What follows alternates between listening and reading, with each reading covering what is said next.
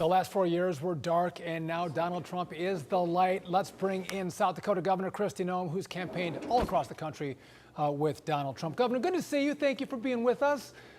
So listen, I listened to the speech of Kamala Harris, and I found it fascinating. There was no reflection on the policy or the message that decimated her party last night. It's like, this is the message that's going to work. I don't care what the voters think, but God darn it, I'm going to keep right on going with it. What do you make of that strategy? Yeah, I thought her speech was depressing. It continued to be divisive and dark, and that's not what the American people want right now. Listen, they voted for President Trump overwhelmingly. They clearly said they didn't like the last 4 years, that it has become much more dangerous here in the United States, that we've got criminals loose on our streets that are raping and murdering our children that she allowed to come over the border, and they want better economic policy. They want more money in their pockets. So she could have chosen to give a message that recognizes what happened yesterday when the American people overwhelmingly chose to send President Trump back to the White House. Instead, she went back to the same old talking points, didn't talk policies. Instead, she just went out there and tried to divide people again. Governor, life and work and raising a family are hard.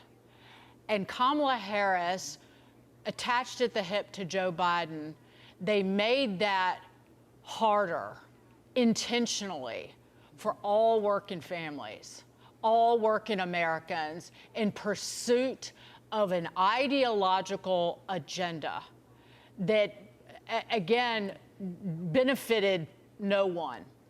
And that at the end of the day, and then they lied about it. They at every turn, any hardship, any problem, they lied about it.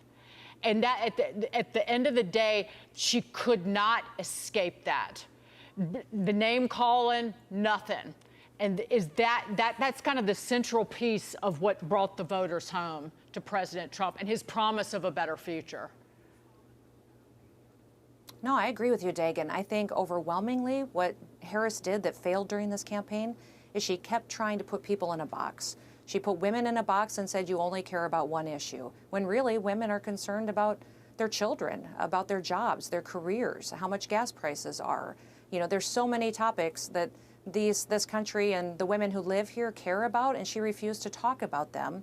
And overwhelmingly, women and more women in this country voted for President Trump, more Hispanics voted for President Trump. We saw all different age groups, more of them come home to President Trump because he was talking about things that they cared about, that were the challenges in their lives. He wanted to make America great again and do it by strengthening people and families.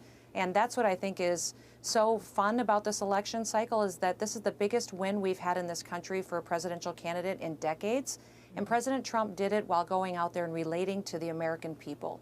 We saw him doing things with people frying up French fries at McDonald's and driving garbage trucks and talking to folks that were the backbone of this country and saying he was going to protect their jobs and that he was going to make this country safer.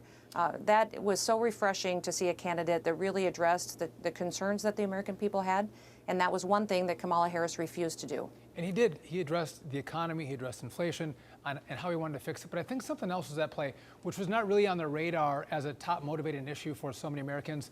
But it was this trans issue, right? So again, transitioning, you know, just post-pubescent children, 14 years old, 13 years old, or even the boys playing in girls' sports. And I thought that was highlighted the best with one of Donald Trump's ads when he's talking about Kamala Harris is for him, her, Donald Trump is for you.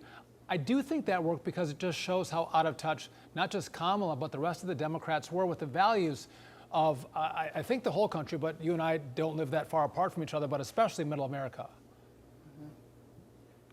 Yeah, absolutely. President Trump clearly told Americans that he was never going to let mediocre men take away opportunities from our exceptional young women, that he was not going to just protect sports, but he was also going to protect opportunities for women and let them have a level playing field and be able to go out there and grab opportunities to make their lives better.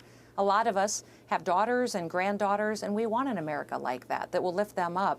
And Kamala Harris was determined to tear that down and erase those opportunities for our children far into the future. And that's what made her policy so radical and so scary. I had so many folks telling me in some of the bigger cities in this country as I traveled for President Trump saying, listen, maybe in 2020 we were, getting a little bit tired of all of the drama and conversation and the fighting and the division, but boy, she is so extreme that we cannot trust her with the White House, and we don't even know who she is. Not only did not a single person vote for her when she became the nominee for the Democratic Party, but then she refused to talk to the American people and do interviews. So we really never really could grasp who she was. What does she stand for? What does she want to do? That's what the American people rejected, was a typical hypocrite politician that they didn't want to put back in the White House. It was historic. Governor Kristi Noem, always wonderful to see you. Thank you for being with us. We appreciate it. You too. Thank you, Governor.